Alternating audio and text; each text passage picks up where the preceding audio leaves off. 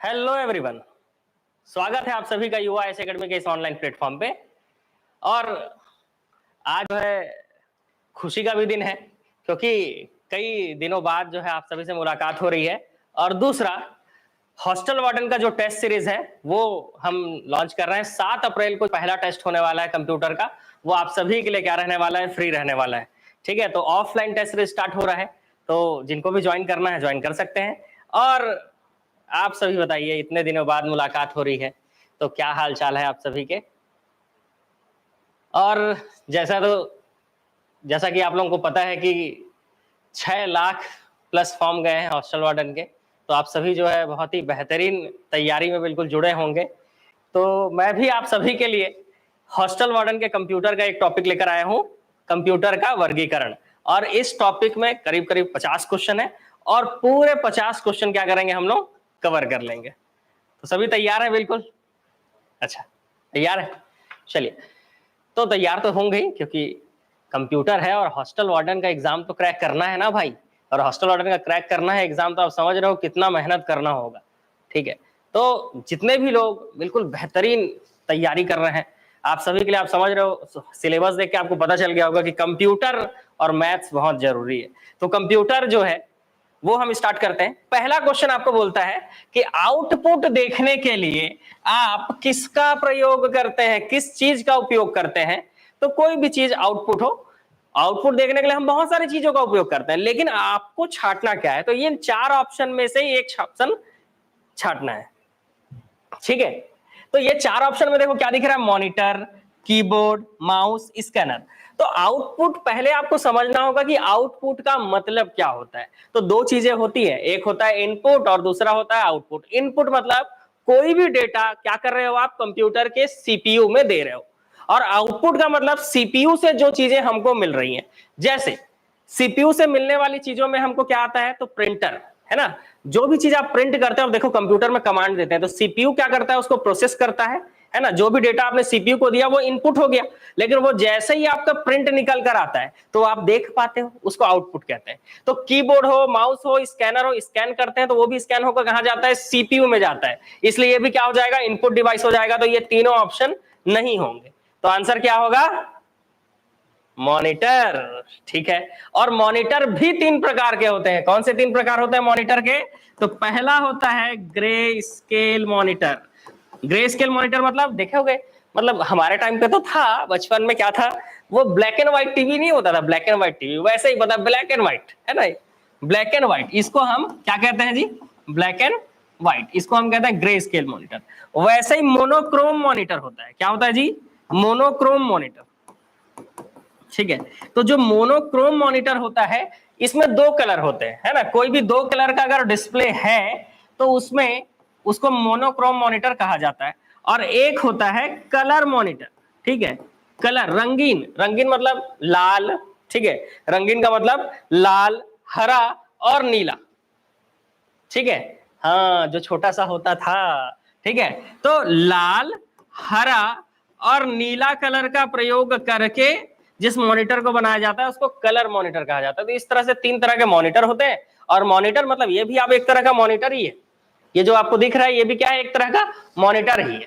ठीक है, जिसपे आप देख रहे हो, इसको डिजिटल बोर्ड बोलते हैं वैसे, है ना। ये डिजिटल इसलिए क्योंकि इसके ये मल्टी यूज है। इस पे आप लिख भी सकते हो, मिटा भी सकते हो, वीडियो भी चला सकते हो और मूवी भी देख सकते हो। ठीक, तो इसलिए ये मल्टी यूज होता है। लेकिन इसका यूज मॉनिटर के रूप में भी किया जा सकता है, क्योंकि अगर HDMI केबल लगा दोगे तो आप सामने बैठ के बिल्कुल मतलब सीपीयू तो इसके अंदर लगा ही हुआ है, आप सिर्फ कीबोर्ड और माउस से काम कर सकते हो इसमें। ठीक है, तो ऐसा होता है। ठीक है, जैसे यहाँ पे आपको मैं दिखा भी सकता हूँ इसमें कि इसमें जो मॉनिटर लगा हुआ है ना, ये देखो, ये पीसी जो है लगा हुआ है। अगर इस पे क्लिक करेंगे ना पीसी में, तो ये पीसी जो है स्टार्ट हो जाता है इसका। और पीसी स्टार्ट हो जाता है मतलब बिल्कुल विंडोज की तरह आपको काम करते हुए दिखेंगे इसमें। प्रोजेक्टर का यूज अलग है ना। प्रोजेक्टर भी मॉनिटर कहलाता है, ऐसा नहीं कह सकते हम लोग, क्योंकि वो क्या करता है, चीजों को डिस्प्ले करता है। ठीक है, तो इस तरह से आप देख रहे हो, ये चालू हो गया आपका क्या, मॉनिटर। ठीक है, ये हमारा युवा एस एकेडमी का लोगो भाई है ना। ये देखो, इसमें हर चीज जो है आपको दिख जाएंगी पूरी। और बिल्कुल देखो, आपको जैसे आप विंडोज आप देखे होगे, हर चीज आपको इस तरह से दिखता है ना। तो इस तरह से आप इस तरह से आप देख सकते हो, कोई भी चीज ओपन कर सकते हो। तो ये जो है देखो बिल्कुल उसके जैसे, बस इस मॉनिटर का खासियत ये है कि ये टच स्क्रीन है, तो ऐसे टच स्क्रीन से कुछ भी चालू कर सकते हो, कोई भी पीडीएफ चालू कर सकते हो। दिस पीसी में क्लिक करोगे आप तो ये इस तरह से चीजें चालू हो जाएंगी, है ना। ये फाइल आपका लगा हुआ है, ये सारी चीजें आप देख सकते हो, ठीक है। चलो तो अपने क्वेश्चन में वापस आते हैं, ठीक है, अपने क्वेश्चन में वापस आते हैं। कहां थे भाई हम लोग? तो हम लोग थे पहला क्वेश्चन जिसका आंसर था मॉनिटर। चलिए नेक्स्ट क्वेश्चन की ओर चलते हैं। नेक्स्ट क्वेश्चन है कंप्यूटर पर इंफॉर्मेशन खाली स्थान के रूप में स्टोर किया जाता है। तो यहां पर आपको चार ऑप्शन है, analog data, digital data, modem data या व्हाट्स डेटा, ठीक है, क्लियर। तो क्लियर, कंप्यूटर पर इंफॉर्मेशन के रूप में, इंफॉर्मेशन खाली स्थान के रूप में स्टोर किया जाता है। चार ऑप्शन है, सभी को आंसर देना है। किस डेटा के रूप में? सबके आंसर वही है, ठीक। तो आंसर बिल्कुल सही है, डिजिटल डेटा। लेकिन ये डेटा, ये जो इंफॉर्मेशन है, ये सूचना आप याद रखेंगे 0 और 1 के रूप में स्टोर किया जाता है। क्योंकि आप जान रहे हो, बताओ सबके सब, कंप्यूटर कौन से सिस्टम को समझता है, डेसिमल सिस्टम या बाइनरी सिस्टम? फटाफट कमेंट करके बताएंगे, डेसिमल सिस्टम या बाइनरी सिस्टम, ठीक है, क्लियर। चलो दूसरा बाइनरी, ओके। आप मेरे को बस एक चीज बता दो कि डेसिमल सिस्टम को बाइनरी सिस्टम में कन्वर्ट करने के लिए वो कौन सी संख्या है जिससे भाग दिया जाता है? मतलब डेसिमल सिस्टम मतलब दशमलव पद्धति को, बाइनरी मतलब द्विआधारी पद्धति कहा जाता है। इसमें कन्वर्ट करने के लिए किस संख्या से भाग दिया जाता है? वेरी गुड, सबके आंसर सही है। किससे भाग दिया जाता है जी? 2 से भाग दिया जाता है। चलिए अगले क्वेश्चन की ओर चलते हैं। नेक्स्ट क्वेश्चन हमारा क्या बोलता है? तो कंप्यूटर के भाग जो जोड़ घटाव गुणा भाग तथा तुलनात्मक कार्य करता है उसे क्या कहते हैं? ऐसा कंप्यूटर का कौन सा भाग है जो जोड़ घटाव गुणा भाग और कंपेयर करता है? क्या करता है जी? कंपेयर करता है। तो arithmetic and logical unit, memory, CPU या कंट्रोल? क्या बात है, सही आंसर। तैयारी मतलब जोरदार चल रही है, बहुत बढ़िया। आप जरूर सफल हो हॉस्टल वार्डन के एग्जाम में, और मिठाई का डब्बा लेके आना भाई, ठीक है। चलिए आगे बढ़ेंगे। तो अर्थमेटिक एंड लॉजिकल यूनिट जो होता है ये क्या करता है? तो अर्थमेटिक और लॉजिकल यूनिट जो है ये जोड़ घटाव गुणा भाग तथा तुलनात्मक अध्ययन करता है, ठीक है। तो इसमें आप ना ये अर्थमेटिक एंड लॉजिकल यूनिट जो है ना, इसको एएलयू कहा जाता है। क्या कहा जाता है? एएलयू कहा जाता है, ठीक है। अर्थमेटिक लॉजिकल यूनिट, इसके 2 भाग होते हैं। कैसे 2 भाग होते हैं? एक अर्थमेटिक यूनिट, एक लॉजिकल यूनिट। अर्थमेटिक यूनिट का काम होता है जोड़ घटाव गुणा भाग, ठीक है। और लॉजिकल यूनिट का काम होता है कि बड़ा है, छोटा है, बराबर है, ये सब लॉजिकल यूनिट बताता है। ऐसा शॉर्ट में आप लिख सकते हो, ठीक है, कि अर्थमेटिक यूनिट और लॉजिकल यूनिट ये एएलयू के 2 प्रकार होते हैं, जिसमें अर्थमेटिक यूनिट जोड़ घटाव गुणा भाग करता है, जबकि कंपेयर करना, बड़ा है, छोटा है, बराबर है, ये कौन करता है? तो ये लॉजिकल यूनिट करता है। क्लियर है? हाँ हाँ बिल्कुल, शिक्षक भर्ती वालों के लिए भी है, आप लोगों को भी पढ़ना पड़ेगा। ऐसा नहीं है, भले ही क्वेश्चन कम आ रहे हैं, 5 क्वेश्चन आ रहे हैं, 10 क्वेश्चन आ रहे हैं, लेकिन आप लोगों को भी कंप्यूटर जो है पढ़ना पड़ेगा। नेक्स्ट, एनीएक क्या है भाई? तो एनीएक का तो पहली बात तो आप फुल फॉर्म बताइए कि एनीएक का फुल फॉर्म क्या है, तब फिर बात करेंगे कि एनीएक एक्चुअल में है क्या, ठीक है। तो एनीएक क्या है, फुल फॉर्म कमेंट करेंगे सबके सब। सुपर कंप्यूटर का नाम है? गलत। सुपर कंप्यूटर का नाम जितने लोग बोल रहे हैं सुपर कंप्यूटर का नाम है, वो गलत है। हार्डवेयर डिवाइस है? गलत। और कंप्यूटर की भाषा है? वो भी गलत। अब तो आप आंसर बता ही दोगे, ठीक है, इस काम में तो आप माहिर हो बिल्कुल। एक बाइनरी ऑटोमेटिक कंप्यूटर है। एनीएक के बारे में पूछा जाता है, एनीएक हो, यूनिवैक हो,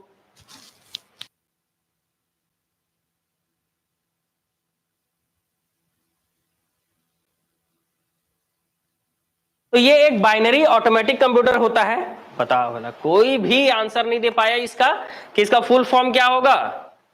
हाँ, फर्स्ट जनरेशन, प्रथम पीढ़ी के कंप्यूटर का एग्जांपल है ये।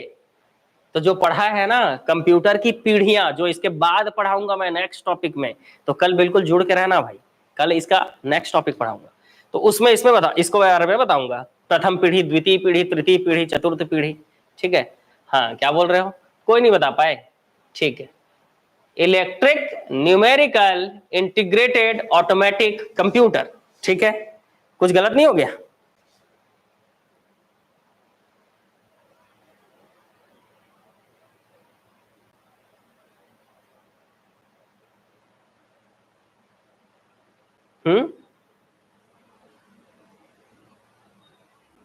इलेक्ट्रॉनिक न्यूमेरिकल इंटीग्रेट, आगे इंटीग्रेट नहीं है जी, इंटीग्रेटर है, एंड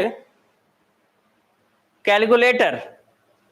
हाँ अब सही है, इलेक्ट्रॉनिक न्यूमेरिकल, इलेक्ट्रॉनिक न्यूमेरिकल और ऑटोमेटिक कहां गया जी?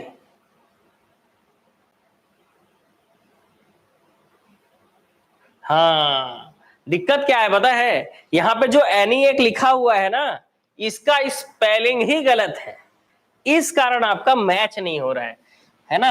अभी समझ में आया आपको? तो यहां पर एनी एक का स्पेलिंग होगा ये।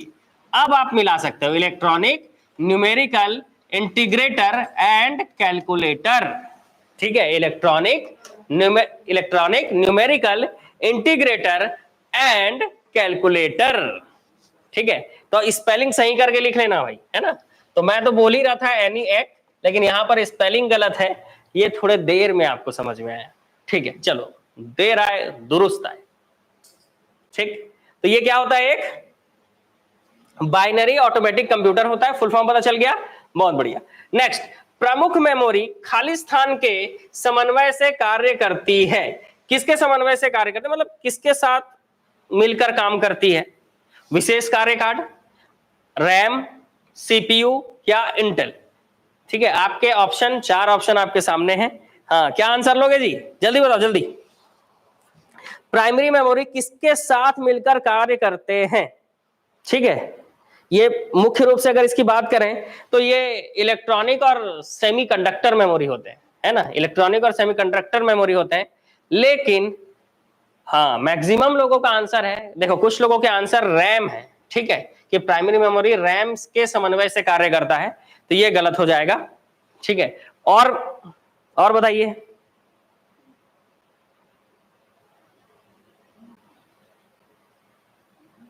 देखो प्राइमरी मेमोरी जो होता है ना, वो हर समय सीपीयू से जुड़ा होता है, हर समय सीधे संपर्क में रहता है प्राइमरी मेमोरी सीपीयू से।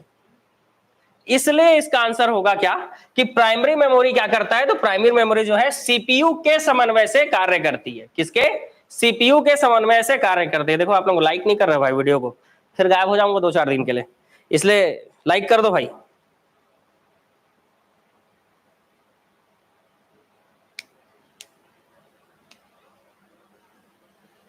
ठीक है, चलो अगले प्रश्न की ओर चलते हैं। जब कंप्यूटर इनपुट और आउटपुट की बात होती है, तब इनपुट का संदर्भ क्या है? देखो इससे ना थोड़ा और क्लियर होगा कि इनपुट का मतलब क्या होता है। ठीक है, कोई भी डेटा प्रोसेसिंग जो डाटा इनपुट से कंप्यूटर, जो नए डेटा इनपुट से कंप्यूटर में होता है, कंप्यूटर में होता है। ठीक है, नेक्स्ट, डाटा या जानकारी जिसे कंप्यूटर में एंटर या प्रवेशित किया गया है। नेक्स्ट, डाटा का प्रेषण जिसे कंप्यूटर में इनपुट किया गया है। तो अगर कंप्यूटर में इनपुट किया गया है तो उसका मतलब तो इनपुट ही होगा।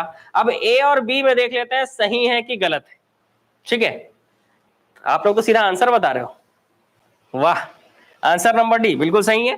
क्योंकि कोई भी डेटा हो या जानकारी हो, अगर वो कंप्यूटर को आप दे रहे हो, चाहे माध्यम कोई सा भी हो, चाहे माध्यम कोई भी हो, स्कैनर हो, कीबोर्ड हो, कुछ भी हो, अगर आप उसको कंप्यूटर को दे रहे हो, इसका मतलब वो क्या कहलाता है? इनपुट कहलाता है। और डाटा प्रोसेसिंग से जो नया डाटा इनपुट से कंप्यूटर में होता है, ये लाइन थोड़ा सा अटपटा लग रहा है, समझ में भी नहीं आ रहा है। ठीक है, और इसको समझना भी थोड़ा मुश्किल है कि कोई भी डेटा प्रोसेसिंग हो गया, अगर ये प्रोसेसिंग लिखा गया है तो प्रोसेसिंग से जो नया डेटा बनता है, प्रोसेसिंग से मतलब डाटा सीपीयू में जो प्रोसेस होता है, उसके बाद अगर कोई नया डेटा बन गया तो उसको हम सीधी सी बात है इंफॉर्मेशन बोलते हैं। तो प्रोसेसिंग से जो नया डेटा आता है उसको तो हम क्या बोलते हैं, आउटपुट बोलते हैं। तो इस हिसाब से आधे लाइन को पढ़कर ये समझ में आ रहा है कि ये एक आउटपुट है, ठीक है।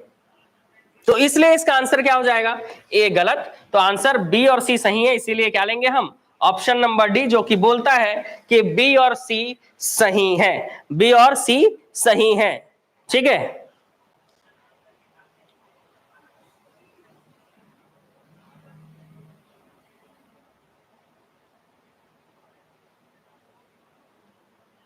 ठीक, चलो आ गए, चलो आ गए सब आ गए, बहुत बढ़िया। अब आ गए हो तो पढ़ लो। कौन सा डिवाइस आपके कंप्यूटर को दूसरे कंप्यूटर से टेलीफोन पर बात करने और इंटरनेट एक्सेस करने देता है, ऐसा कौन सा डिवाइस है? बड़ा ही आसान क्वेश्चन है, एग्जाम में इसका क्वेश्चन आता है, लेकिन आंसर टिक करे कि नहीं, थोड़ा सा हिम्मत करके टिक करना पड़ता है भाई, ठीक है। तो एग्जाम में इसके प्रश्न तो आपको दिखते हैं, बहुत बढ़िया। अच्छा ठीक है, आंसर तो आप बताइए कि इसका आंसर है मॉडेम। मॉडेम वो डिवाइस होता है जो कंप्यूटर को, एक कंप्यूटर को दूसरे कंप्यूटर से टेलीफोन पर बात करने और इंटरनेट एक्सेस करने के लिए देता है, ठीक है, मॉडेम। आप मेरे को इसका फुल फॉर्म बताइए कि मॉडेम का फुल फॉर्म क्या होगा, ठीक है, मॉडेम का फुल फॉर्म क्या होगा ये बताइए आप।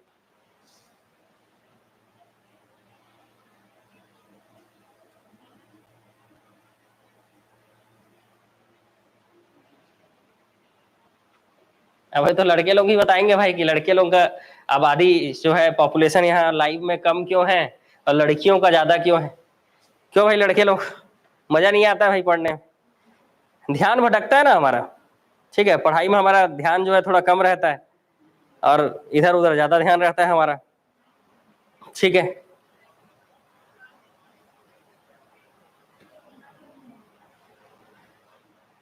और अगर आपको सफल होना है तो एकाग्रता जरूरी है ना जी।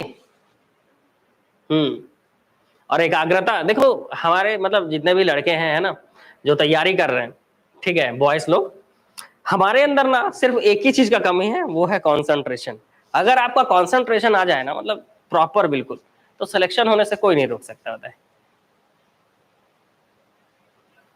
ठीक। हाँ, अब लड़के लोगों का आंसर आ रहा है भाई, ठीक है, थोड़ा पुरुष शक्ति को जागृत करना पड़ता है। चलिए आगे बढ़ेंगे। मॉडेम का फुल फॉर्म है मॉड्यूलेटर डीमॉड्यूलेटर, बहुत बढ़िया। मॉडेम का फुल फॉर्म क्या है, मॉड्यूलेटर डीमॉड्यूलेटर, ठीक है। इसके अलावा एक पॉइंट और आपको याद रखना है, वही तो नहीं होता सर, अरे वही तो करना है, जो नहीं होता वही तो करना है। सिलेक्शन नहीं हो रहा है, सिलेक्शन ही तो लेना है ना। कॉन्सेंट्रेट नहीं हो रहा है पढ़ाई में, कॉन्सेंट्रेशन ही तो करना है, और हम कर सकते हैं, ठीक है। बस हमारे अंदर की शक्तियों को जागृत करने की जरूरत है, फिर तो समझ रहे हो ना। बुद्धि वैसे भी 150 ग्राम ज्यादा है हमारे पास, है ना, मतलब महिलाओं के कंपेयर में 1250 उनके पास है, 1400 ग्राम हमारे पास, तो 150 ग्राम ज्यादा है कि नहीं बुद्धि, बस उसको जागृत करने की जरूरत है, ठीक है। तो वो 150 ग्राम जो है महिलाओं को मनाने में लगे रहता है, तो जागृत नहीं हो पाता है, समझ रहे हो, इसीलिए दिक्कत हो जाता है, ठीक।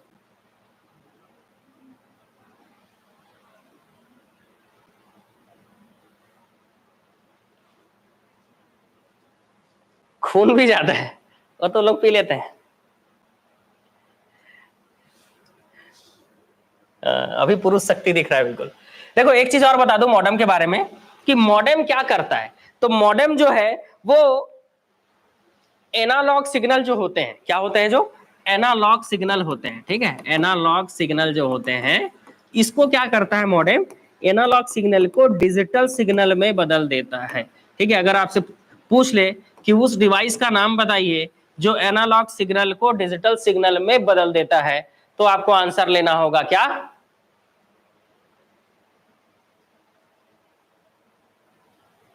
मॉडेम, ठीक है। चलो अगले प्रश्न की ओर चलते हैं, ठीक है, अगले प्रश्न की ओर चलते हैं।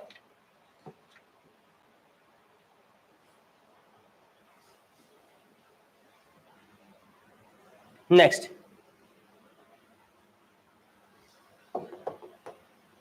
आपके कंप्यूटर में बनी, आपके कंप्यूटर में, अब जिसके जिसके पास कंप्यूटर है वो समझ लेना हमारा है, नहीं तो बाजू वाले का ही हमारा है, ऐसा समझ लो, है ना, जहां हम यूज करते हैं कंप्यूटर वो भी हमारा ही, ऐसा समझ लो।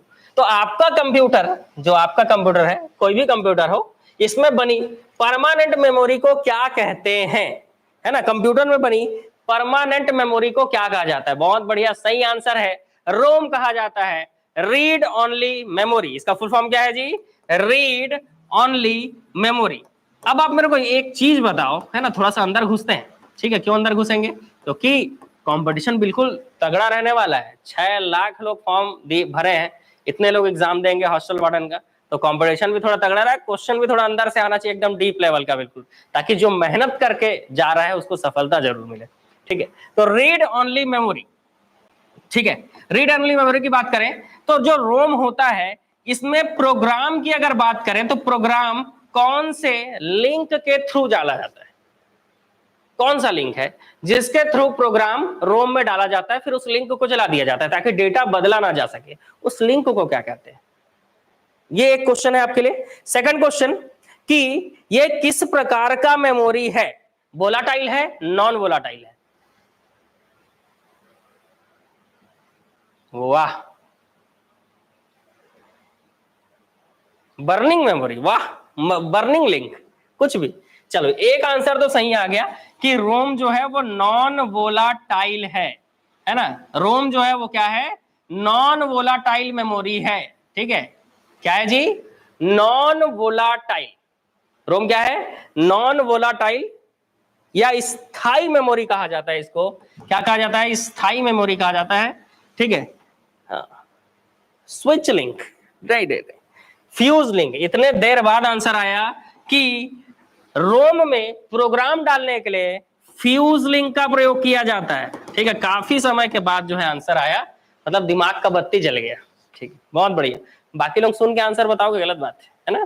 चलो अगले प्रश्न की ओर चले। बोलो, ये प्रश्न समझ में आ गया, रोम के बारे में समझ में आ गया। रोम एक नॉन वोलाटाइल मेमोरी है, इसको एक स्थायी मेमोरी भी कहा जाता है, और कौन से लिंक से डेटा डाला जाता है? तो फ्यूज लिंक। देख के बताऊं क्या? सॉरी, दिखा के बताऊं? आप भी अपने अंदर के आत्मा को दिखा दो, मैं भी फ्यूज लिंक दिखा देता हूं आपको, ठीक?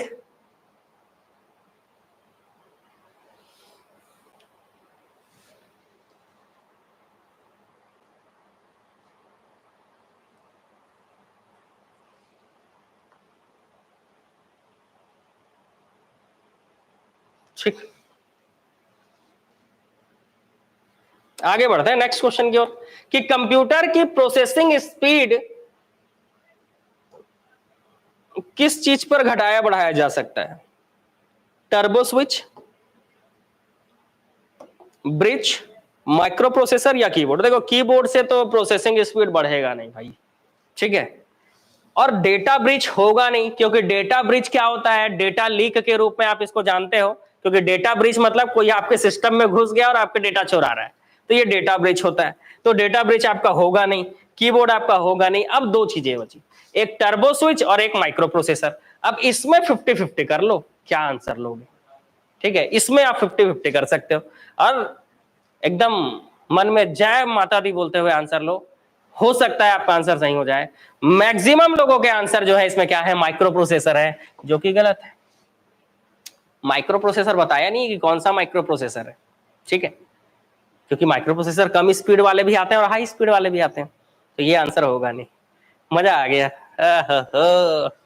टर्बो स्विच, टर्बो स्विच जो है, इस पर प्रोसेसिंग की स्पीड को बढ़ाया या घटाया जा सकता है।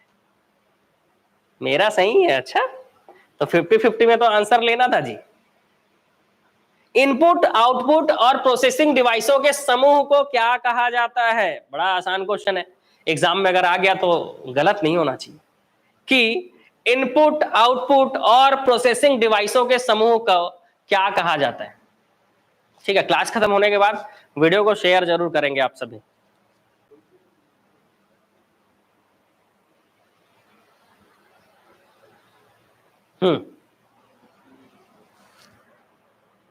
B, D, information processing cycle.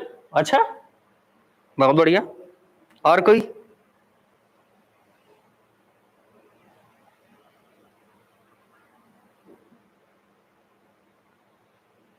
देखो, गलत, गलत, गलत, तो बचा क्या?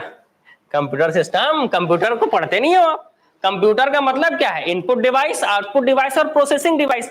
यहां पर ना सीपीयू ना लिखकर प्रोसेसिंग डिवाइस लिख दिया है। सीपीयू का मतलब प्रोसेसिंग डिवाइस ही होता है, क्योंकि सीपीयू का फुल फॉर्म है सेंट्रल प्रोसेसिंग यूनिट, इसीलिए सीपीयू जो है ये क्या है? प्रोसेसिंग डिवाइस है।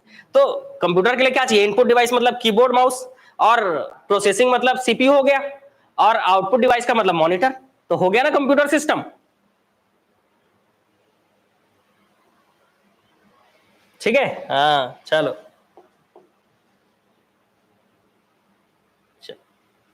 इतने दिन बाद लाइव आया हूं, इसलिए मजा आ रहा होगा आप लोगों को पढ़ने में, है ना। उस फ्रांसीसी का क्या नाम था जिसने वस्त्र बनाने वाली मशीन के डिजाइन से पंच कार्ड मशीन बनाई? तो जब मैं कंप्यूटर की क्लास लेता हूं, आपकी थ्योरी क्लास, तो आपको बताया था मैंने उसमें, जिन्होंने भी ज्वाइन किया है या फिर जो ज्वाइन कर चुका है, रिकॉर्डेड वीडियो है, करीब 32 वीडियो है, जिसमें कंप्यूटर का बेसिक पूरा इंफॉर्मेशन मिल जाता है, एक समझ बन जाता है ना, कि कंप्यूटर आपको पढ़ना कितना है। तो उसमें मैंने पहले ही क्लास में आपको बताया था कि पंच कार्ड स्टोरेज डिवाइस के रूप में प्रयोग किया जाता था शुरुआत में, ठीक है। और वो कैसे बनाया जाता था? तो जो वस्त्र बनाने वाली मशीन के डिजाइन से ही पंच कार्ड मशीन बनाई गई थी। ये पुट्ठा जैसा होता था, होल करके पंच कार्ड बनाया जाता था, पंच से होल किया जाता था, इसीलिए इसको पंच कार्ड कहा जाता था। बहुत बढ़िया, जिनको भी इसका आंसर पता है बहुत बढ़िया, आप जरूर सफल होंगे, है ना। तैयारी बढ़िया चल रही है, मतलब जोसेफ जैकवार्ड, जोसेफ जैकवार्ड। ठीक है, आगे बढ़ेंगे, नेक्स्ट अगले प्रश्न की ओर चलेंगे। नेक्स्ट प्रश्न, वर्तमान कंप्यूटर निम्न में से किस पर आधारित है? US calendar, Gregorian calendar, Greek calendar या यूके कैलेंडर? 4 ऑप्शन आपके सामने है, बताइए वर्तमान का जो कंप्यूटर है वो कौन से कैलेंडर पर आधारित है? दूसरा, इस कैलेंडर की शुरुआत कब की गई थी? इसमें पहला दिन 1 जनवरी का होता है, बहुत बढ़िया, सही आंसर ग्रेगोरियन कैलेंडर, है ना। पहला दिन 1 जनवरी का होता है, और इसकी शुरुआत कब की गई थी? तो इसकी शुरुआत की गई थी 1582 से, है ना। ये कैलेंडर कब शुरू हुआ था? 1582, ग्रेगोरियन कैलेंडर। ठीक है, आगे बढ़ेंगे, अगले प्रश्न की ओर चलते हैं। वह कंप्यूटर जिसका निर्माण प्रथम पीढ़ी कंप्यूटर से पहले हुआ था, ऐसे कंप्यूटर जिसका निर्माण, देखो जो कंप्यूटर निर्माण हुआ है ना, उसको हम जनरली किसमें 5 भागों में बांटते हैं? प्रथम पीढ़ी के कंप्यूटर, द्वितीय, तृतीय, चतुर्थ और पंचम। तो वो प्रथम पीढ़ी, जब पहले कंप्यूटर बनाए जा रहे थे, उससे पहले कैसे कंप्यूटर का, किस कंप्यूटर का निर्माण हुआ था? यांत्रिक कंप्यूटर, विद्युत यांत्रिक, विद्युत, या ये सब? ठीक है, आप सभी की समस्याओं का निदान लास्ट में किया जाएगा, क्लास में बने रहिए, और लास्ट में जरूर आप सभी की जो समस्याएं हैं, है ना, तो वो लास्ट में अपन सुनेंगे और उसका सॉल्यूशन भी देंगे। ठीक है, चलो बता दो जी।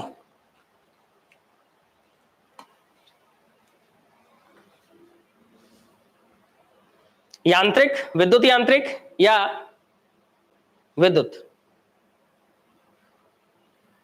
वैक्यूम ट्यूब,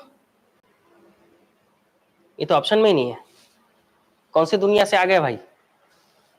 चलो, इसका आंसर है विद्युत, option number C. Option number C, विद्युत कंप्यूटर का निर्माण प्रथम पीढ़ी के कंप्यूटर से पहले हुआ था। इसके लिए आपको याद रखना है कि 1890 में विद्युत चलित यंत्र का आविष्कार किया था हरमन होलीरथ ने।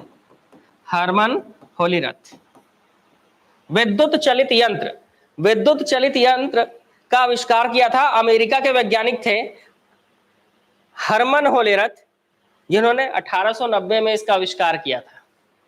कैसे कैसे लोग रहते हैं, हाँ याद रखना पड़े इसको। ठीक, अगला नेक्स्ट क्वेश्चन, इनमें से कौन पीसी की सही व्याख्या करता है? पीसी मतलब समझते हो? Personal computer. पीसी मतलब पर्सनल कंप्यूटर। बताओ इसमें से कौन पीसी मतलब पर्सनल कंप्यूटर की सही व्याख्या करता है? सभी स्टाफ के लिए स्वतंत्र कंप्यूटर, हर स्टाफ के लिए उपलब्ध पर्सनल कंप्यूटर जिसका डेटा लेयर सिस्टम से प्राप्त हो सके और स्व उत्पादकता से वृद्धि कर सके, या पेंटियम द्वारा निर्मित कंप्यूटर, या ये सभी?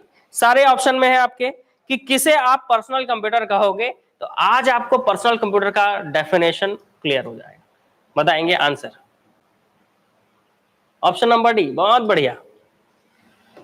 पेंटियम द्वारा निर्मित कंप्यूटर, पीसी पर्सनल कंप्यूटर लेने जाओगे ना तो सबसे पहले आपको पेंटियम दिखाएगा। क्यों? क्योंकि पेंटियम सस्ता है, 25 से 26 हजार में पेंटियम वाले कंप्यूटर आ जाते हैं जिसमें प्रोसेसर पेंटियम लगा होता है। ठीक है, उसके अलावा ये भी सही है, ये भी सही है, ये भी सही है, सब सही है। इसका मतलब ऑप्शन नंबर क्या हो जाएगा?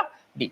स्वतंत्र कंप्यूटर को ही पर्सनल कंप्यूटर कहा जाता है, इंडिपेंडेंट। जैसे हमारे यहाँ जितने भी ऑफिस में कर्मचारी लोग हैं, है ना, या कर्मचारी जो भी आप समझो, उन सभी के पास क्या है? पीसी है, पर्सनल कंप्यूटर है। ठीक है, हाँ ठीक, आगे बढ़ेंगे, अगले प्रश्न की ओर चलते हैं। ठीक, विश्व का सबसे पहला सुपर कंप्यूटर कब बना? बढ़िया क्वेश्चन पूछा जा सकता है आपके एग्जाम में, क्योंकि सुपर कंप्यूटर का अलग से टॉपिक है आपके सिलेबस में, इसलिए पूछा जा सकता है कि विश्व का पहला सुपर कंप्यूटर कब बना। चलो हाँ, लॉक कर दिया जाए। कौन से ऑप्शन को लॉक कर दिया जाए बताओ जी, कौन से ऑप्शन को आपका लॉक करें कि विश्व का पहला कंप्यूटर कब बना था, इसका श्रेय किसको दिया जाता है, या सुपर कंप्यूटर का जन्मदाता किसे कहते हैं? 1976, बहुत बढ़िया, लॉक कर दिया जाए। 1976 विश्व का सबसे पहला सुपर कंप्यूटर कब बना था? 1976 में बना था, और इसका श्रेय किसे दिया जाता है? क्रे रिसर्च कंपनी को। बहुत बढ़िया, सही आंसर बता रहे हैं आप, क्रे रिसर्च कंपनी। इसलिए सेमर क्रे को सुपर कंप्यूटर का जन्मदाता कहा जाता है। क्या कहा जाता है? सेमर क्रे को सुपर कंप्यूटर का जन्मदाता कहा जाता है। नेक्स्ट, सबसे तेज कंप्यूटर कौन होते हैं? तो अभी हमने पढ़ा ना, सबसे तेज कंप्यूटर सुपर कंप्यूटर। सबसे तेज कंप्यूटर किसे कहा जाता है? सुपर कंप्यूटर को कहा जाता है। परम एक सुपर कंप्यूटर है, ठीक है, किसने बनाया है भाई? इसमें बहुत सारे क्वेश्चन पूछूंगा मैं आपसे, ठीक है, क्योंकि भारत का है।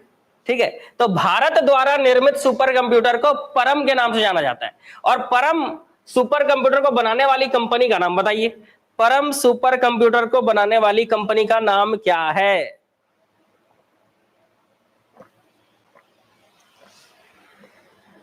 परम सुपर कंप्यूटर को बनाने वाली कंपनी का नाम क्या है, बताएंगे?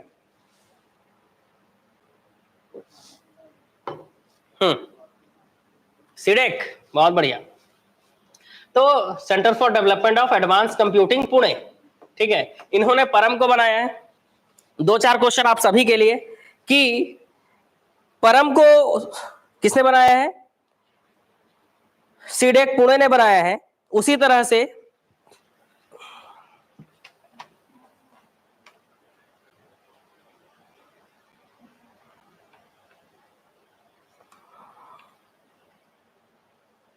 और भी सुपर कंप्यूटर हैं।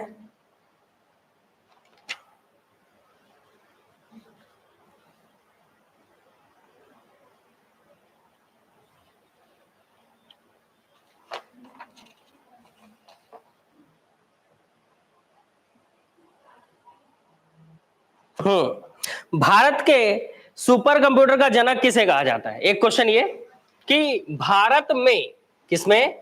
भारत में सुपर कंप्यूटर का जनक, भारत में सुपर कंप्यूटर का जनक किसे कहा जाता है?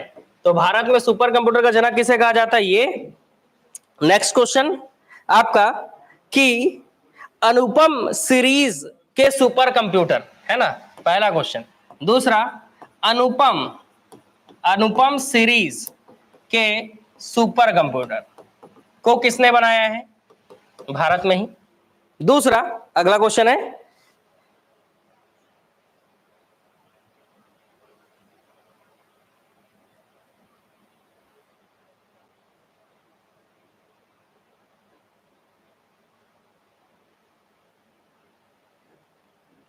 परम नहीं, रुद्र।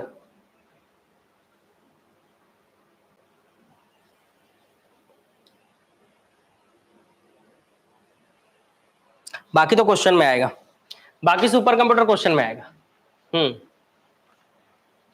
विजय भाटकर, ठीक है। तो भारत में सुपर कंप्यूटर का जनक किसे कहा जाता है? तो विजय भाटकर को कहा जाता है। बिल्कुल सही आंसर आपका, बिल्कुल सही आंसर। अनुपम सीरीज के कंप्यूटर को किसने डेवलप किया है? तो बार्क ने किया है, BARC, Bhabha atomic research centre, BARC, Mumbai, ठीक है, भाभा एटॉमिक रिसर्च सेंटर। सही आंसर है आप सब। चलो बढ़िया तैयारी चल रहा है मतलब। आगे बढ़ते हैं, अगला क्वेश्चन। इंस्ट्रक्शंस के समूह जो कंप्यूटर को निर्देशित करता है उसे क्या कहते हैं? तो जितने भी इंस्ट्रक्शंस होते हैं, जितने भी अनुदेश होते हैं, उनके समूहों को क्या कहा जाता है? हार्डवेयर, लॉजिकल यूनिट, या प्रोग्राम, या सीपीयू?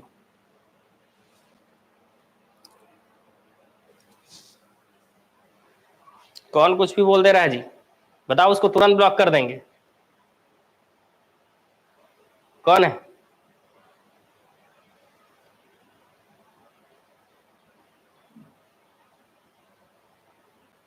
हाँ, प्रोग्राम, बहुत बढ़िया।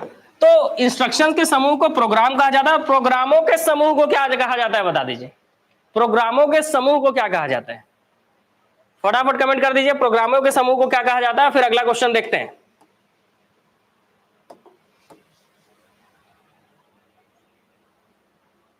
सॉफ्टवेयर कहा जाता है, बहुत बढ़िया, सही आंसर है। आकार के आधार पर कंप्यूटर के कौन से प्रकार नहीं है? जब भी नहीं है बोले, इसमें गोला घेर लो, ये होते हैं, ये होते हैं, ये होते हैं, ये नहीं होता, मतलब यही आंसर होगा। ऑप्टिकल कंप्यूटर हमने सुना ही नहीं है, लेकिन माइक्रो कंप्यूटर आपने सुना है, मिनी कंप्यूटर आपने सुना है, सुपर मिनी, मतलब सुपर और मिनी को जोड़ देंगे सुपर मिनी कंप्यूटर हो जाएगा, तो ये भी होता है, ठीक है, लेकिन ऑप्टिकल नहीं होता। ठीक, तो ये भी हो गया। अंकीय कंप्यूटर खालिस्तान गणनाएं प्रति सेकंड कर सकता है, हजारों गणनाएं, करोड़ों गणनाएं, सैकड़ों गणनाएं, या गणना नहीं कर सकता। तो जो अंकीय कंप्यूटर होते हैं, ठीक है, यहां पर आपसे किसके बारे में पूछा जा रहा है जी? अंकीय कंप्यूटर के बारे में पूछा जा रहा है।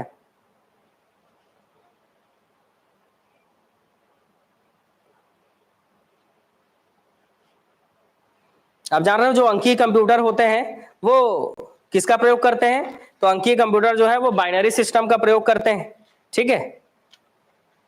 और आपने पढ़ा ही होगा, बचपन से आपको पढ़ाया गया है कि कंप्यूटर जो है वो करोड़ों गणनाएं प्रति सेकंड कर सकता है।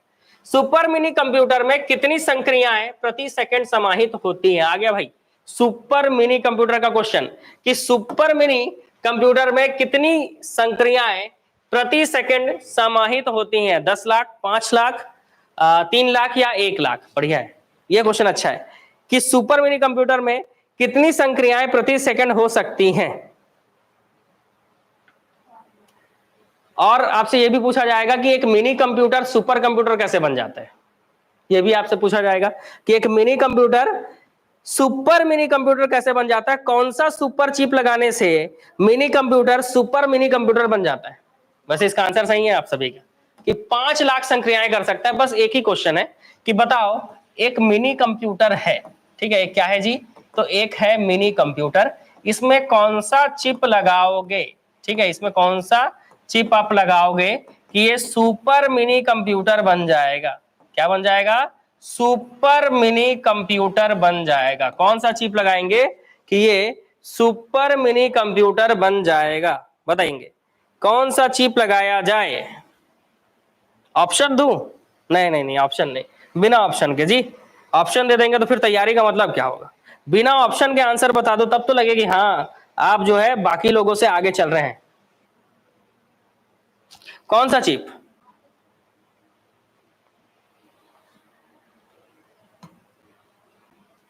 Micro processor. अच्छा, याद रखना 80386। कौन सा चिप?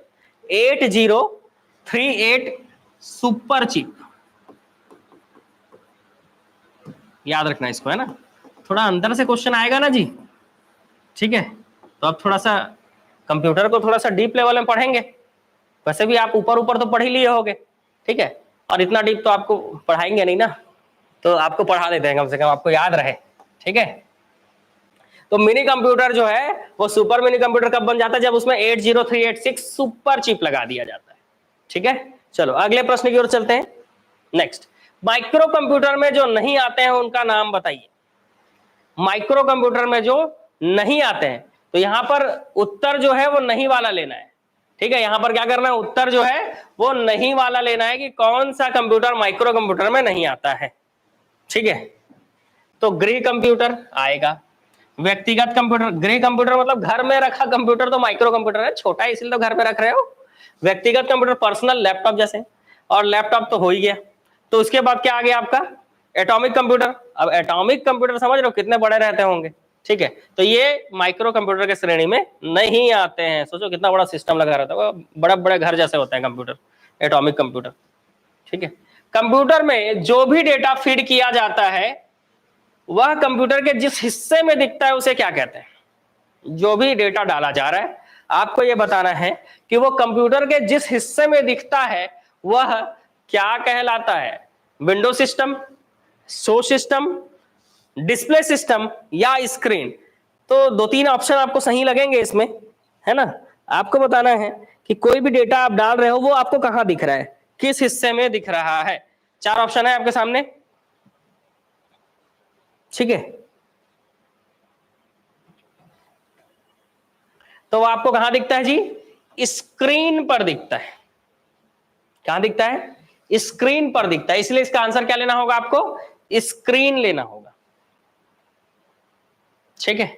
चलो आगे बढ़ेंगे नेक्स्ट क्वेश्चन की ओर। अगला क्वेश्चन बोलता है कंप्यूटर हार्डवेयर को अधिक आधुनिक बनाने को क्या कहते हैं? मतलब कंप्यूटर को थोड़ा सा आधुनिक बना रहे हो, मतलब नई चीजें जोड़ रहे हो आप, इसको क्या कहेंगे? हाँ कुछ कुछ तुक्के फेल होते हैं, ठीक है, लेकिन आपको आंसर क्या लेना है वो वही तो सीख रहे हो आप क्लास में, आप ज्वाइन क्यों किए हो? ताकि आप क्या करो, इस चीजों को सीख सको। तो कंप्यूटर हार्डवेयर को अधिक आधुनिक बनाने को क्या कहा जाता है? अपग्रेड कहा जाता है, अपलोड कहा जाता है, न्यू ग्रेड कहा जाता है या डेवलप कहा जाता है? तो इसका आंसर बड़ा ही आसान है, इसका आंसर क्या होगा? तो इसका आंसर होगा अपग्रेड। तो पहला व्यापारिक डेस्कटॉप कंप्यूटर कौन सा था भाई? एप्पल 2, IBM, एप्पल 5 या सभी? बताएंगे। आपके सामने क्वेश्चन है, ठीक है। पिछले क्वेश्चन का थोड़ा सा आप वो देख लो कि कंप्यूटर हार्डवेयर को अधिक आधुनिक बनाने को अपग्रेड कहा जाता है। अपलोड आप जानते हो ना, कोई फाइल आप ट्रांसफर कर रहे हो, भेज रहे हो, वो अपलोड होता है। पहला व्यापारिक डेस्कटॉप कंप्यूटर था एप्पल 2, IBM 1, एप्पल 5 या उपयुक्त सभी? बताइए पहला व्यापारिक कंप्यूटर क्या था भाई? बहुत बढ़िया, ये था एप्पल 2। ये क्या था? एप्पल 2 पहला। और कोई क्वेश्चन? इससे रिलेटेड कोई क्वेश्चन है नहीं, तो आगे बढ़ते हैं सीधा। एक सेंट्रल कंप्यूटर है, खालिस्तान एक सेंट्रल कंप्यूटर है जो पीसी, वर्क स्टेशन और अन्य कंप्यूटर के लिए डेटा और प्रोग्रामों को कलेक्शन होल्ड करता है, कलेक्शंस होल्ड करता है। एक खालिस्तान एक सेंट्रल कंप्यूटर है, सुपर मिनी लैपटॉप या सर्वर, जो बहुत से पीसीस, बहुत से पर्सनल कंप्यूटर्स, वर्क स्टेशन और अन्य कंप्यूटरों के लिए डेटा और प्रोग्रामों को कलेक्शन होल्ड करता है, ठीक है। तो बताएंगे इसका आंसर क्या होगा?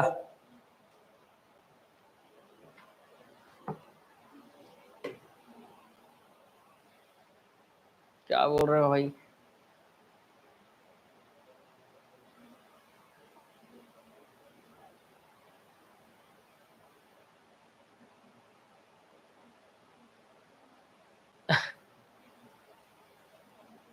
हाँ आप गलत टाइम पे पहुंच गए। अब 8 बजे रात को जाओगे तो कौन मिलेगा जी? हाँ ठीक है। अरे आप ऑफलाइन सेंटर्स हमारे जा रहे हो, चाहे मंगला चौक हो बिलासपुर का, गांधी चौक हो बिलासपुर का, या कोरबा का पीजी कॉलेज के सामने हो, मॉर्निंग में जाओ यार, शाम को 5-6 बजे से पहले ही पहुंच जाओ, है ना। ठीक है, सुबह आप लेट उठते हो 12 बजे, अच्छी बात है, लेकिन 12 से 5 का टाइम है ना कि वो भी सोए रहते हो, ठीक है, मॉर्निंग में जाओ। चलो इसका आंसर बताओ जल्दी, 26वें प्रश्न का उत्तर क्या है? तो उसको क्या कहा जाता है? सर्वर कहा जाता है। सर्वर एक सेंट्रल कंप्यूटर है जो बहुत से पीसीज, सर्वर ये तो है जो सभी पीसीज या वर्क स्टेशन को क्या करता है, उनके डेटा और प्रोग्राम को क्या करता है? होल्ड करता है, ठीक है, ठीक। चलो अगले प्रश्न की ओर चले। नेक्स्ट क्वेश्चन, आपके कंप्यूटर को बनाने वाली फिजिकल कंपोनेंट्स को क्या कहते हैं? आपके कंप्यूटर को बनाने वाले फिजिकल कंपोनेंट्स को क्या कहते हैं? ठीक है, बताएंगे। फिजिकल कंपोनेंट्स को क्या कहा जाता है? ऑपरेटिंग सिस्टम, सॉफ्टवेयर, हार्डवेयर या वेब ब्राउजर? ठीक है, ये सब क्या कहा जाता है, किसको कहा जाता है?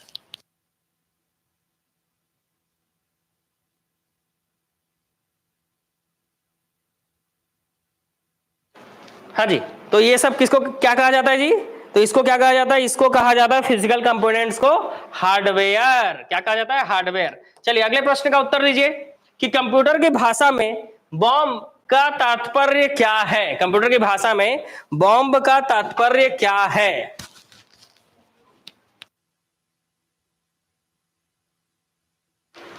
चलो, तो हमारा प्रश्न था, हमारा अगला प्रश्न है कि कंप्यूटर की भाषा में बम का तात्पर्य क्या है? तो ये फटने वाला बम है, तो ये सब देखना पड़ेगा।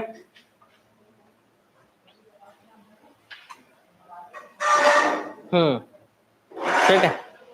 एक ऐसा प्रोग्राम जो डिस्क को खराब करने की मंशा से रोपित किया जाता है, कंप्यूटर को विस्फोट से उड़ाना, कंप्यूटर को विस्फोटक बनाना, या उपर्युक्त सभी। तो 4 ऑप्शन है आप सभी के पास। ठीक है, तो आपको बताना है बॉम्ब का तात्पर्य क्या होता है। ठीक है, जैसे ईमेल बॉम्ब होता है, ईमेल बॉम्ब क्या करता है? हमारे मेल का जो इनबॉक्स जो होता है ना, उसको क्या करता है? फुल कर देता है, ओवरफ्लो कर देता है। वैसे ही कैसे भाग जाते हो बीच में पैर से? चलो, एक ऐसा प्रोग्राम जो डिस्क को खराब करने की मंशा से रोपित किया गया है, इसी को बॉम्ब कहा जाता है। इसी क्या कहा जाता है? बॉम्ब कहा गया है। ठीक है,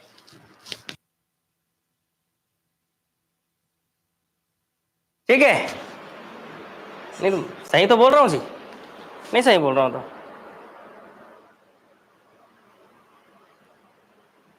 वो तो वायरस में पढ़ाएंगे जी, ट्रोजन हॉर्स और ये सब चीज को। ठीक है, हाँ, उधर जाएंगे तो फिर वो टॉपिक चालू करने में 10 मिनट लग जाएगा ना। डेटा खत्म हो गया? अच्छा, कोई बात नहीं, रिचार्ज कर लो। अब हम आ गए ना, अब रिचार्ज आपको करना पड़ेगा। ऑपरेटर के द्वारा किए गए कार्य कंप्यूटर के किस भाग में दिखाई देते हैं? ऑपरेटर के द्वारा किए गए कार्य कंप्यूटर के किस भाग में दिखाई देते हैं, आपको बताना है। चलो बताओ जी, इसका आंसर क्या होगा?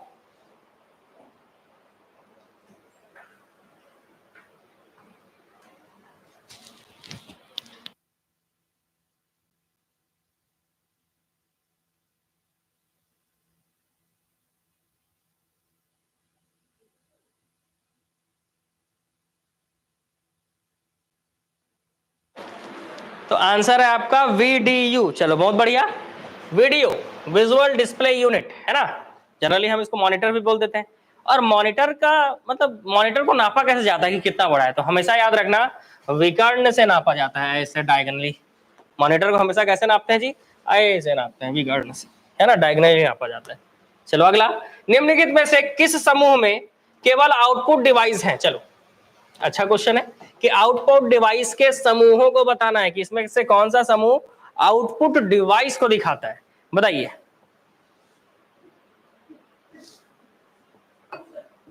ठीक है, इसमें से कौन सा समूह आउटपुट डिवाइस को दिखाता है? स्कैनर, प्रिंटर, मॉनिटर, या फिर आपका कीबोर्ड प्रिंटर मॉनिटर, या माउस प्रिंटर मॉनिटर, या प्लॉटर प्रिंटर मॉनिटर। ABCD, बहुत सारे लोग डी आंसर बता रहे हैं, देख लेते हैं आप लोगों का आंसर सही है कि नहीं। बिल्कुल सही answer option number D, plotter. Plotter मतलब जैसे प्रिंटर होता है ना, प्रिंटर में ऐसे प्रिंट होके आता है ना, प्लॉटर बड़ा वाला होता है, मतलब बड़े बड़े पेज में प्रिंट करना हो, फ्लैक्स प्रिंटिंग, बड़ा पेज, उसको प्लॉटर कहते हैं। तो प्लॉटर प्रिंटर का बड़ा रूप है, समझ लो। और मॉनिटर, बाकी किसी में लग रहा है आपको? कैसे? स्कैनर नहीं होगा, क्यों? क्योंकि स्कैनर इनपुट डिवाइस है। कीबोर्ड नहीं होगा, इनपुट डिवाइस है। माउस नहीं होगा क्योंकि इनपुट डिवाइस है। पहले 3 ऑप्शन तो गलत हो गए, तो ऑप्शन नंबर डी ही इसमें सही हुआ। अगले क्वेश्चन की ओर चलते हैं। आउटपुट क्या है? देख रहे हो किस तरह का क्वेश्चन आया है, बेहतरीन क्वेश्चन। वह जो प्रोसेसर यूजर से ले, वह जो यूजर प्रोसेसर को दे, वह जो प्रोसेसर को यूजर से मिले, और वह जो प्रोसेसर यूजर को दे। मतलब थोड़ा समझना जरूरी है, ये प्रोसेस के चक्कर में दिमाग खराब हो जाएगा। थोड़ा आराम से ध्यान से सोच के आंसर लेना। जब इस तरह का एग्जाम में आपके क्वेश्चन आए तो सोच समझकर ध्यान से आंसर लेना भाई, है ना। 31 नंबर का आंसर। डी बिल्कुल सही। अब सभी को ना थोड़ा डिटेल करते हैं। वह जो प्रोसेसर यूजर से ले, ठीक है, तो ये होता है यूजर। यूजर क्या करता है, यूजर से प्रोसेसर में जाता है और प्रोसेसर से फिर यूजर में, यूजर को ये चला जाता है, ठीक है। तो प्रोसेसर अगर यूजर से ले रहा है मतलब ये इनपुट है, ये क्या है जी, इनपुट। ये क्या है, इनपुट। वह जो यूजर प्रोसेसर को देखो यूजर प्रोसेसर को ही दे रहा है, मतलब ये भी क्या है, इनपुट। इस तरह से बनाना पड़ेगा ना, ठीक है, इस तरह से आपको क्या बनाना पड़ेगा, बनाना। वह जो प्रोसेसर को यूजर से मिले, तो यूजर से मतलब प्रोसेसर को यूजर से मिल रहा है, यूजर से मिल रहा है प्रोसेसर को, मतलब फिर आपका क्या हो गया, इनपुट हो गया, ठीक है। अब अगला, वह जो प्रोसेसर यूजर को दे, जब प्रोसेसर यूजर को देगा ना तो इसको कहते हैं आउटपुट, ठीक है। इसलिए इसका आंसर होगा इस, मतलब थोड़ा स्मार्ट वर्क करेंगे एग्जाम में, इस तरह से सोच के बनाएंगे तो गलत नहीं होगा, है ना। तो इसका आंसर क्या होगा, ऑप्शन नंबर डी, ठीक।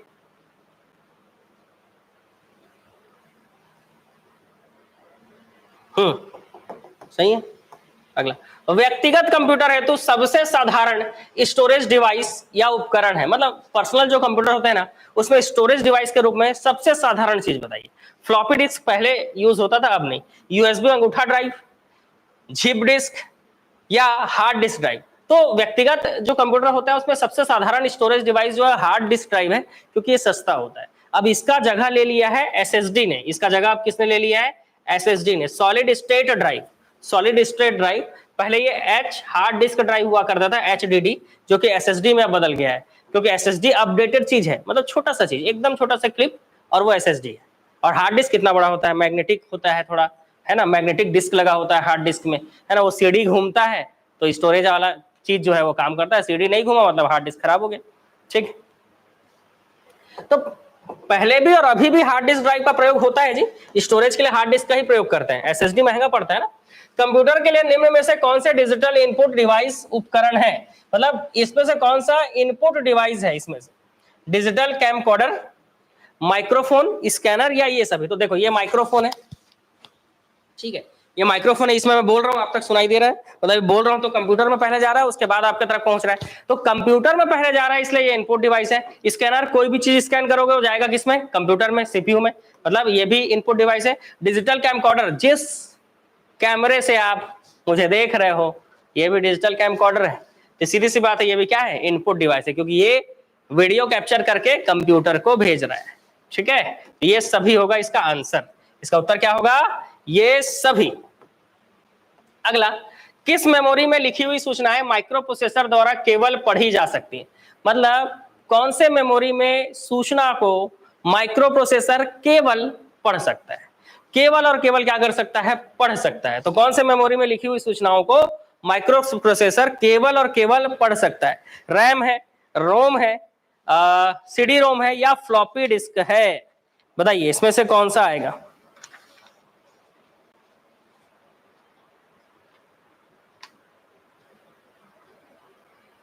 आईटीआई वाली क्लास, वो संपर्क कीजिएगा संपर्क नंबर पे, है ना, हमारा जो संपर्क नंबर है ना इस पे संपर्क कीजिएगा। बाकी लोग आंसर बताएंगे, ठीक है, बहुत बढ़िया, सही आंसर रोम। रीड ओनली मेमोरी, जो नॉन वोलाटाइल मेमोरी होता है उसमें माइक्रो प्रोसेसर क्या कर सकता है, लिखी हुई सूचनाओं को केवल पढ़ सकता है। कौन सी स्टोरेज डिवाइस रील्स का पहाड़ कहलाती है, रील्स का पहाड़, ये इंस्टाग्राम रील्स नहीं है भाई, रील्स लिखा हुआ है, आप समझो ये कौन सा रील की बात कर रहा है। तो ऑप्शन देख के समझ में आएगा कि इंस्टाग्राम रील का बात कर रहा है कि कोई और रील है, चलो देखते हैं। Floppy, hard disk, CD ROM या मैग्नेटिक टेप, चार चीजें हैं, floppy, hard disk, CD ROM या मैग्नेटिक टेप। तो चार ऑप्शन में आपको बताना है कि कौन सा रील्स का पहाड़ कहलाता है, तो आंसर होगा मैग्नेटिक टेप।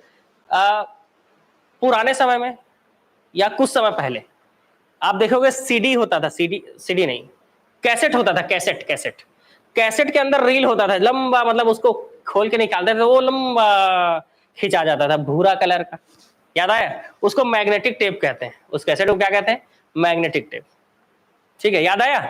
कोई तो देखा होगा यार, कैसेट को ऐसे गोल गोल घुमा के लगाते थे, बताए देखे होगे, उसी को रील कहते थे, उसी क्या कहते थे, रील। एप्पल माइक्रो कंप्यूटर का विकास कब हुआ, 1977, 78, 89, 80, बताइए सॉरी 79 और 80 है, 77, 78, 79, 80। कब एप्पल कंप्यूटर का विकास हुआ? एप्पल माइक्रो कंप्यूटर, देखो माइक्रो प्रोसेसर का विकास तो 1977 में, सॉरी 70 में हो गया था। किसका? Micro processor. माइक्रो प्रोसेसर बनने से क्या हुआ भाई? तो माइक्रो प्रोसेसर बनने से ही तो माइक्रो कंप्यूटर बना। प्रोसेसर जितना छोटा, कंप्यूटर उतना छोटा। ठीक है, तो माइक्रो प्रोसेसर का विकास हो गया था 1970 में। तो बताएंगे, छोटे थे तब खेलते थे, बहुत बढ़िया। आंसर है 1977। कई लोग 80 बता रहे हैं, ठीक है, लेकिन आपको याद रखना है जो एप्पल माइक्रो कंप्यूटर था इसका विकास 1977 में हुआ था। लेकिन अगर माइक्रो प्रोसेसर पूछेगा ना तब 1970 आंसर लेना। डाटा और प्रोग्राम में कौन अंतर करता है? मतलब कौन ये अंतर बता सकता है कि ये डाटा है, ये प्रोग्राम है? Input device, output device, memory या माइक्रो प्रोसेसर? अच्छा क्वेश्चन है, आप सभी के लिए अच्छा क्वेश्चन है ये कि डेटा और प्रोग्राम में अंतर कौन कर सकता है। बहुत बढ़िया, सही आंसर माइक्रो प्रोसेसर। और आप याद रखेंगे कि माइक्रो प्रोसेसर की स्पीड को गीगाहर्ट्ज से नापा जाता है। माइक्रो प्रोसेसर की स्पीड को किससे नापा जाता है? तो गीगाहर्ट्ज से नापा जाता है। नेक्स्ट क्वेश्चन, कंप्यूटर में जब डेटा डालते हैं तो वह सबसे पहले किस वर्किंग मेमोरी में जाता है? कंप्यूटर में जब डेटा डालते हैं तो सबसे पहले वह किस वर्किंग मेमोरी में जाता है? कल से मैं जो है मैथ्स की क्लास 8 बजे लूंगा और कंप्यूटर की क्लास 9 बजे लूंगा, ठीक है? तो कल से 8 बजे आप लोग तैयार रहेंगे मैथ्स की क्लास के लिए और 9 बजे कंप्यूटर की क्लास के लिए, ठीक है?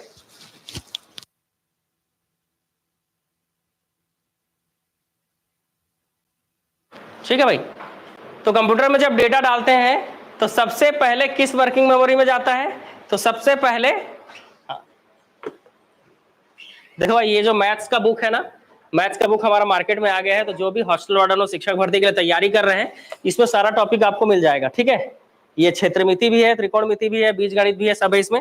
और दूसरा चीज आपको मैं बता दूं कि सीजी व्यापम वस्तुनिष्ठ जो शॉर्ट हो गया था, खत्म हो गया था, वो अब आ गया है। तो जो भी ऑर्डर करना चाहे कर सकते हैं। हाँ जी, आंसर बताइए। 38वां प्रश्न, आंसर कौन से वर्किंग मेमोरी में जाता है?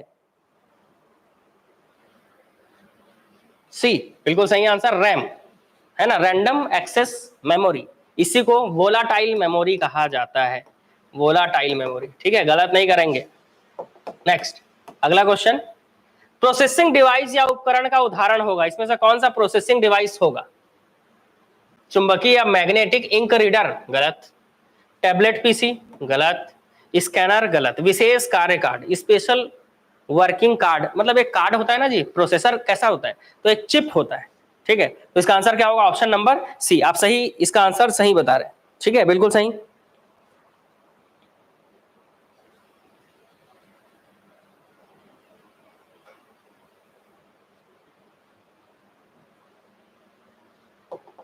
नेक्स्ट क्वेश्चन, कंप्यूटर के कंपोनेंट ठीक से ऑपरेट हो रहे हैं और कनेक्टेड है ये सुनिश्चित करने के लिए कौन सा प्रोसेस चेक होता है? तो कई बार मैंने आपको बताया है कि इस प्रोसेस को बूटिंग कहा जाता है। जब भी आप कंप्यूटर मेन स्विच क्यों क्या कर रहे हैं, ऑफ करके ऑन कर रहे हैं, तो इसको बूटिंग, मतलब ये कोल्ड बूटिंग कहलाता है। कोल्ड बूटिंग का मतलब मेन स्विच ऑफ किया, अब आप ऑन करके कंप्यूटर चालू कर रहे हैं। और एक होता है वार्म बूटिंग। वार्म बूटिंग जो होता है वो कंट्रोल अल्ट और डिलीट बटन को एक साथ दबाया जाता है, तो उसको वार्म बूटिंग कहते हैं, ठीक है? तो बूटिंग दो तरह के होते हैं, कोल्ड और वार्म। कोल्ड मतलब मेन स्विच ऑफ करके ऑन कर रहे हैं तो कोल्ड बूटिंग, और वार्म बूटिंग मतलब कंट्रोल अल्ट और डिलीट बटन आप एक साथ दबा रहे हो, है ना? ठीक।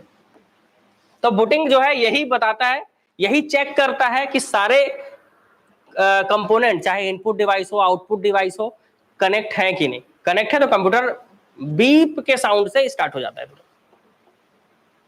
निम्नलिखित में से कौन सा पर्सनल कंप्यूटर का एक भाग नहीं है? तो पर्सनल कंप्यूटर का कौन सा एक भाग नहीं है? सीपीयू, यूएसबी, रैम, रोम। चार ऑप्शन आपके सामने है, सीपीयू, यूएसबी, रोम, रैम, ठीक है? यूएसबी, सीपीयू, रैम, रोम। पर्सनल कंप्यूटर में सीपीयू होता है, रैम होता है, रोम होता है, यूएसबी नहीं होता। यूएसबी अलग से जोड़ते हैं हम, है ना?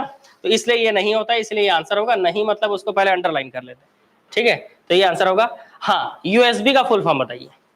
सीपीयू तो आपको पता ही है, सेंट्रल प्रोसेसिंग यूनिट। रैम भी पता है, रैंडम एक्सेस मेमोरी। रोम भी पता है, रीड ओनली मेमोरी। यूएसबी का फुल फॉर्म बताइए क्या होगा? यूनिवर्सल सीरियल बस, बिल्कुल सही आंसर दिया है आपने। URL http है ना www.d2h.com/login.php में कौन सा घटक वेब पेज की पहचान करता है? मतलब इसमें से आप इस लाइन में से किसको आप बोलोगे कि ये वेब पेज है? चार ऑप्शन है आपके सामने, बताएंगे। अच्छा क्वेश्चन है। वेब पेज कौन बताएगा कि इसमें से ये जो चीज है ये बता रहा है कि ये वेब पेज है? कई लोग इसका आंसर ए लेंगे जो कि गलत हो जाएगा। ए को छोड़कर बोलो।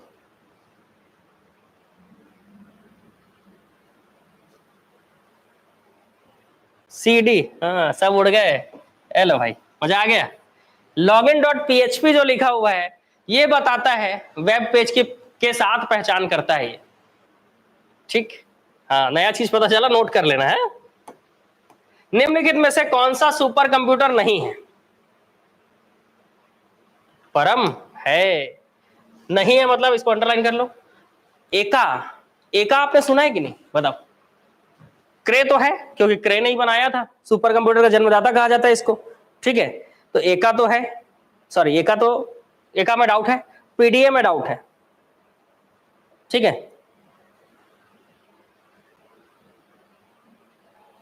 ठीक।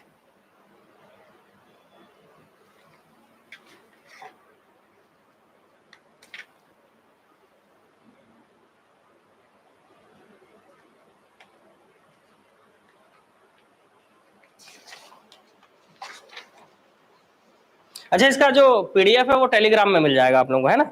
सॉरी, टेलीग्राम में तो नीचे चला जाएगा, ऊपर चला जाएगा तो ढूंढने मुश्किल होगा। मोबाइल ऐप पे मिल जाएगा आपको इसका पीडीएफ। ठीक है,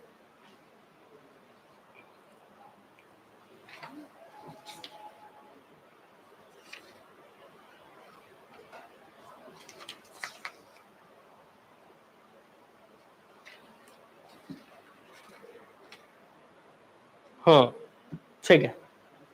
ये इसके बाद ये भी एक सुपर कंप्यूटर है, लेकिन इसके बारे में अभी नहीं बताऊंगा क्योंकि इससे रिलेटेड क्वेश्चन नेक्स्ट वाले में है ना? नेक्स्ट क्वेश्चन इससे रिलेटेड है, तो इसको अभी रहने देते हैं, है ना?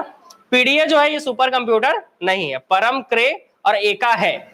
और इससे रिलेटेड प्रश्न जो है, एका से संबंधित तथ्य हमको जानना तो चाहिए, क्योंकि परम के बारे में हम जानते हैं कि सीडेक पुणे बनाता है इस कंप्यूटर को। कौन बनाता है? सीडेक पुणे। क्रे, सेमर क्रे का नाम आप जान रहे हो, लेकिन एका के बारे में अगला क्वेश्चन है। क्या ही क्वेश्चन है, अच्छा क्वेश्चन है, और वो भी आसान क्वेश्चन है कि 2007 में टाटा समूह द्वारा निर्मित सुपर कंप्यूटर का नाम बताइए, तो उसका नाम है एका।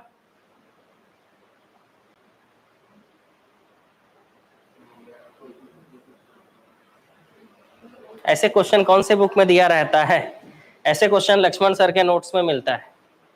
ठीक है, तो ऐसे क्वेश्चन आपको मेरे बनाए गए नोट्स में मिलेगा। ठीक है, डेस्कटॉप कंप्यूटर, टैबलेट और स्मार्टफोन इनमें से किसके विभिन्न प्रकार हैं? बताएंगे। डेस्कटॉप कंप्यूटर, लैपटॉप, टैबलेट और स्मार्टफोन इनमें से किसके विभिन्न प्रकार हैं? ऐसे ही थोड़े ना 2 लाख सब्सक्राइबर हो गए हैं जी, कुछ क्वेश्चन खुद से भी बनाने होते हैं रिसेंटली एग्जाम को ट्रैक करके कि कैसे क्वेश्चन आ सकते हैं एग्जाम में। ठीक है, इतना मेहनत हर कोई थोड़े ना करेगा। ठीक है,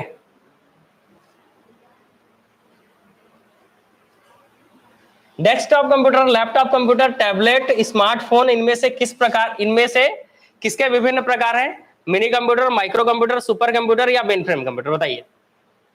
तो डेस्कटॉप हो, लैपटॉप हो या टैबलेट हो, स्मार्टफोन हो, ये सब छोटे होते हैं। तो छोटे होते हैं तो किस में आएंगे? माइक्रो में आएंगे, मिनी नहीं। जितने लोग मिनी बोल रहे होंगे, वैसे कोई बोल तो नहीं रहा है, हाँ कोई कोई तो बोल रहा है, लेकिन मिनी नहीं, मिनी कंप्यूटर बड़े होते हैं। माइक्रो कंप्यूटर, क्योंकि माइक्रो प्रोसेसर, जितना माइक्रो प्रोसेसर मतलब माइक्रो कंप्यूटर।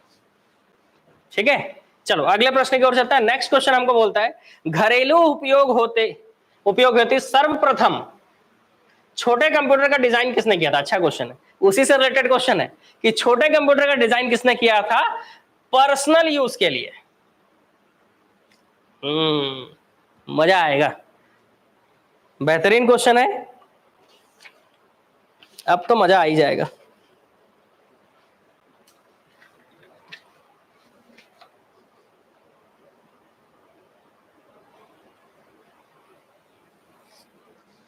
जिसने भी किया था 1970 में किया था, ये बता दूं पहले मैं आपको, जिसने भी किया था 1970 में किया था।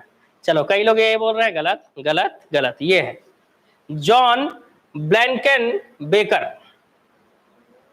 इन्होंने ही सबसे पहले छोटे कंप्यूटर का डिजाइन किया था, ठीक है।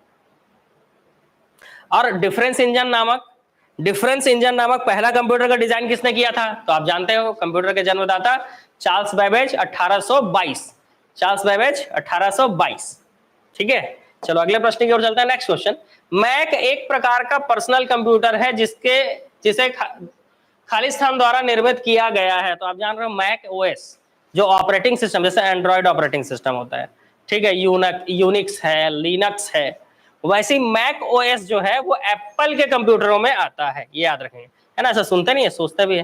हमारा सपना भी रहता है कि कौन सा कंप्यूटर खरीदेंगे, तो महंगा वाला खरीदेंगे। अब सर्च करने निकले महंगा कंप्यूटर, तो महंगा कंप्यूटर कौन सा दिख रहा है भाई? हाँ, एप्पल कंपनी का कंप्यूटर जो है महंगा, काम कुछ नहीं है आपका, लेकिन महंगा है, मतलब लेना है, ऐसा रहता है। एप्पल का इमोजी भेज दे रहे हो, ये हरा और लाल थोड़े रहता है जी उसका, एप्पल हरा लाल बना रहे हो,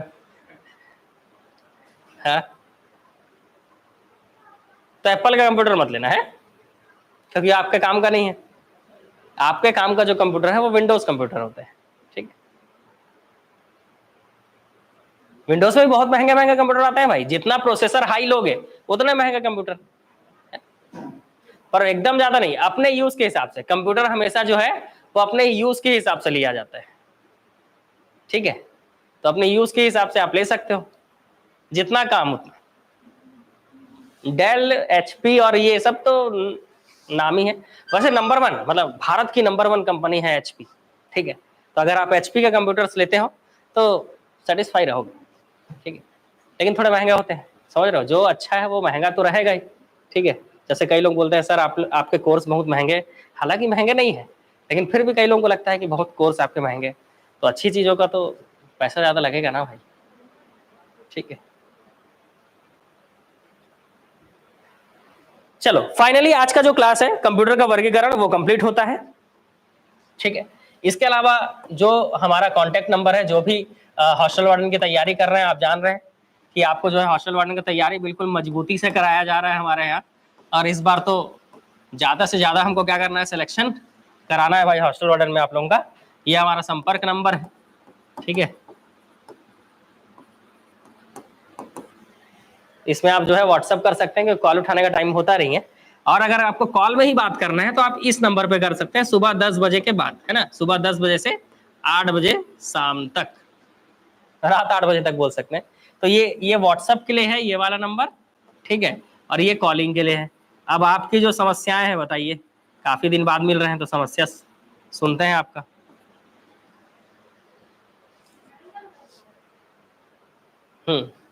बताएंगे।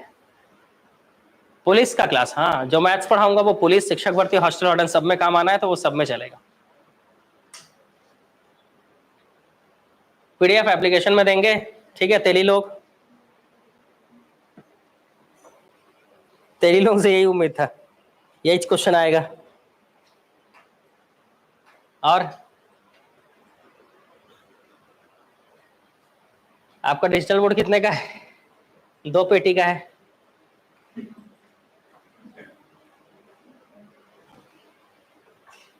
ठीक, बिल्कुल बिल्कुल। मैथ्स क्लास कंटिन्यू करेंगे ना जी, कल से करेंगे। आज टाइम नहीं मिल पाया, थोड़ा सा कुछ काम आ गया था, तो इसलिए जो है आज मैथ्स नहीं हुआ। नहीं तो आज तो शेड्यूल में था, आप देखे होंगे लाइव क्लास शेड्यूल में है मैथ्स का, तो आप लोग खुश हो गए होंगे कि आज सर तो मैथ्स का क्लास लेंगे करके, बताए। लेकिन कंप्यूटर का क्लास लेना जरूरी था ना, इसलिए उसको स्किप कर दिए, कल से लेंगे। कल से बिल्कुल क्या पढ़ोगे बताओ? ट्रेन है, वैसे मेरा इरादा कि ट्रेन पढ़ा दूं, या साधारण ब्याज का मैंने आधा कराया था और आधा बचा हुआ था, एक वीडियो और लगेगा करके, तो वो भी करा सकते हैं कल। वर्मा जी, सर मुझे मैथ्स बिल्कुल नहीं आता है, क्या करना होगा सीखने के लिए? कुछ नहीं करना है। हमारे जो ऑनलाइन कोर्सेज हैं उसमें जो मैथ्स की क्लास है, उसमें जो बेसिक क्लास पढ़ाया गया है 19-20 वीडियो है करीब, उसको आप पहले पढ़िए, अच्छे से पढ़िए, मन लगा कर पढ़िए, तब आपको मैथ्स आसान लगने लगेगा। ट्रेन पढ़ेंगे, अच्छा ट्रायंगल पढ़ेंगे। ओहो, ये तो ऐसा हो गया कि होटल में बैठ गए हैं, मेरे को पनीर चिल्ली खाना है तो मेरे को मशरूम चिल्ली खाना है, तो हाँ भाई चाउमीन ले आओ, समोसा ले आओ, चिकन लॉलीपॉप ले आओ, ऐसा। ये तो कुछ इसी तरह हो गया। आज आप बहुत अच्छे लग रहे हैं, मैं रोज ही अच्छा लगता हूँ, धन्यवाद इसके लिए। खुश रहोगे आप भी, ऐसा खुश रहा करो, पता है खुश रहोगे तो अच्छे ही लगोगे। होंगे आईटीआई की क्लासेस का मैं डिस्कस कर लेता हूँ टीम से, तेली लोग का बात सुनते हैं। हाँ, तेली लोग का बात सुनना पड़ता है। अबे नाव नदी बाद में पढ़ेंगे, अगर 4 समय दूरी पढ़ें तो पहले ट्रेन पढ़ेंगे उसके बाद नाव नदी, क्योंकि नाव नदी में कॉन्सेप्ट उल्टा हो जाता है। कैसे?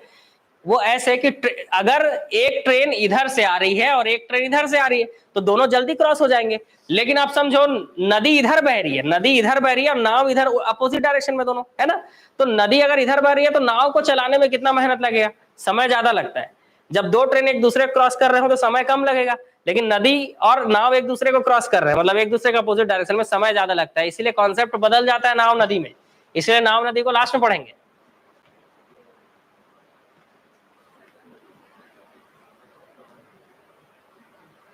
8 बजे मैथ्स का क्लास और 9 बजे कंप्यूटर की क्लास।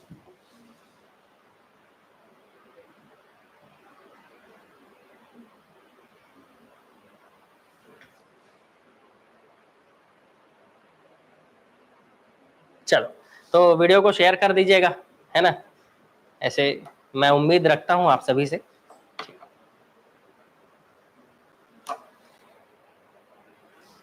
फिर मिलता है कल कंप्यूटर की पीढ़ियों के टॉपिक के साथ, ठीक है। और मैथ्स वाले एप्लीकेशन में मिलेंगे मैथ्स में, है ना, और यूट्यूब में कंप्यूटर के लिए यूट्यूब में आ जाएंगे सबके सब। कल कंप्यूटर का यूट्यूब में कंप्यूटर की पीढ़ियां पढ़ेंगे हम, है ना, क्वेश्चन बनाएंगे। थ्योरी क्लासेस आप जान रहे हो, थ्योरी क्लासेस के लिए आपको एप्लीकेशन ज्वाइन करना होगा, और ये जो क्लासेस हैं ऑब्जेक्टिव क्लासेस, ये आपको यूट्यूब से मिल जाएंगी। गुड नाइट, गुड नाइट सबको, गुड नाइट।